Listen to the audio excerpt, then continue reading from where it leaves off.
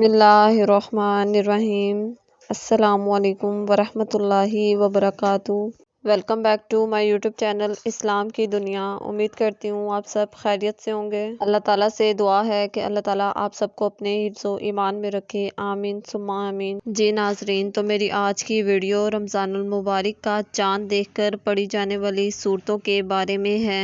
अगर आप मुकम्मल तफसील चाहते हैं कि वो कौन सी सूरतें हैं जो रमज़ानुल मुबारक का चाँद देखकर पढ़ी जाती हैं, तो इस वीडियो को एंड तक लाजमी देखिएगा। वीडियो स्टार्ट करने से पहले आप सबसे रिक्वेस्ट है, अगर आप मेरे चैनल पर न्यू है तो प्लीज़ मेरे चैनल को सब्सक्राइब कर लें ताकि आने वाली हर न्यू वीडियो आप तक जल्दी से पहुंच जाए। जी नाज़रीन, तो हम अपनी वीडियो स्टार्ट करते हैं। जैसा कि हम सब जानते हैं कि रमज़ानुल मुबारक का महीना कुछ ही दिनों की मुसाफत पर है, 2 या 3 दिन की। ये वो मुबारक महीना है जिसको तमाम महीनों का सरदार कहा जाता है। इसलिए आप सबको मेरी तरफ से रमज़ानुल मुबारक की आमद बहुत बहुत मुबारक हो। ये महीना अपने साथ बहुत सी रहमतें और बरकतें लेकर आता है। इसी महीने के लिए 1400 साल पहले हमारे प्यारे नबी हज़रत मोहम्मद सल्लल्लाहु अलैहि वसल्लम ने मस्जिद नबवी में अपनी उम्मत को ये खुशखबरी दी कि लोगों, खुदा का ये महीना बरकतों और रहमतों और मगफिरत के साथ तुम्हारी तरफ आ रहा है। ये वो महीना है जो रब के नज़दीक सबसे अफजल और बेहतरीन है, जिसकी रातें बेहतरीन अफजल रातें हैं और जिसकी घड़ियाँ बेहतरीन घड़ियाँ हैं। ये महीना नहायत शान शौकत वाला महीना है। हज़रत ज़ैनुल आबिदीन ने अपनी एक दुआ में